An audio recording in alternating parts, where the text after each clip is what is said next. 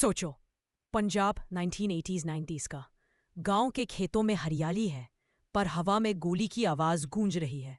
हर गांव में एक ही कहानी। मेरा पुत्र कल रात को उठा ले गए, अभी तक वापस नहीं आया। एक ऐसा वक्त जहां लोग अपने घर के दरवाजे पर नॉक से भी डर जाते। पुलिस या आर्मी आए तो घर का चिराग बुझ जाता। इस माहौल में एक बंदा था, जसवंत सिंह खालरा। बैंक का काम करता था, आम आदमी जैसा दिखता था, लेकिन उसके दिल में था एक सवाल, ये सब जो हो रहा है, ये सच है या झूठ? और अगर सच है तो सब चुप क्यों है? जसवंत ने अपना रिसर्च बैंक की फाइल से नहीं बल्कि क्रीमेशन ग्राउंड से शुरू किया। वो छुपके से गए, रिकॉर्ड्स देखे। हर एक लाइन में लिखा था अनआइडेंटिफाइड बॉडी क्रीमेटेड। फायरवुड खरीदने के बिल्स अलग, रजिस्टर्स अलग। और तब जसवंत ने देखा, अमृतसर में ही हजारों बॉडीज को बिना नाम के जला दिया गया। किसी माँ को लाश वापस नहीं मिली, किसी बहन को भाई का अंतिम दर्शन तक नहीं मिला। एक आम आदमी होता तो डर के चुप हो जाता, लेकिन जसवंत ने सोचा, अगर मैं भी चुप रहा तो कल मेरी भी कहानी कोई रजिस्टर में लिखी मिलेगी। एक दोस्त ने उसे समझाया, अरे जसवंत, तू पागल है क्या? ये पुलिस, ये सिस्टम तुझे जिंदा नहीं छोड़ेंगे। बस रहने दे, घर संभाल।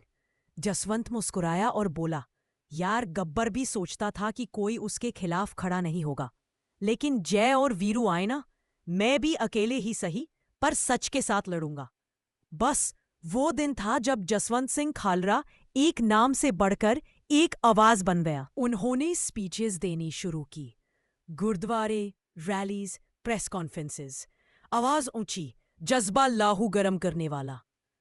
क्या ये देश का कानून है, जहां मां का बेटा बिना वजह उठाकर जला दिया जाए? ये पुलिस किस बाप की है जो अपने लोगों को ही खत्म कर रही है? लोगों की आंखों में आंसू आ जाते, पर दिल में आस भी जागती। सब सोचने लगे, हाँ, कोई तो है जो हमारी आवाज उठाता है। पर दोस्ती, ये कहानी शोले जैसी है। जब कोई सच बोलता है तो सिस्टम गब्बर बन जाता है। एक दिन सुबह सुबह जसवंत अपनी कार वॉश कर रहे थे।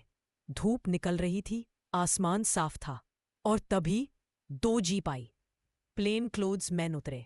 सर, जरा चलिए हमारे साथ। पड़ोसी ने देखा, जसवंत की बीवी ने देखा, लेकिन उस दिन के बाद जसवंत सिंह खालरा कभी घर वापस नहीं आए। लोग कहते हैं उसे पुलिस स्टेशंस में रखा गया, दिन रात टॉर्चर हुआ। सवाल वही, बता, और कौन तेरे साथ है? कौन तुझे डॉक्यूमेंट्स देता है? कौन तेरे साथ बोलता है? जसवंत का एक ही जवाब होता, सच मेरा साथी है। रात को चिल्लाहट सुनाई देती, सुबह खून के निशान मिलते, पर जसवंत ने कभी अपने सच की बेचा नहीं। फिर आई वो रात। विटनेसेस कहते थे उस रात पुलिस ने उसे मार डाला। गोली चलाई गई, लाश हरिके कैनाल में डाल दी गई। उसके बाद दोस्तों, सिर्फ खामोशी थी। सिस्टम ने सोचा, केस खत्म, बंदा खत्म, आवाज खत्म।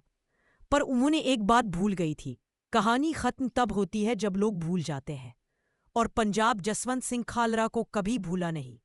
जसवंत की बीवी परमजीत कौर खालरा एक शेरनी बन गई।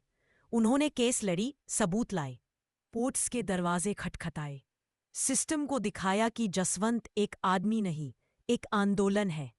और आखिर सालों बाद उन पुलिस वालों को जेल भेजा गया जिन्होंने जसवंत को मारा था।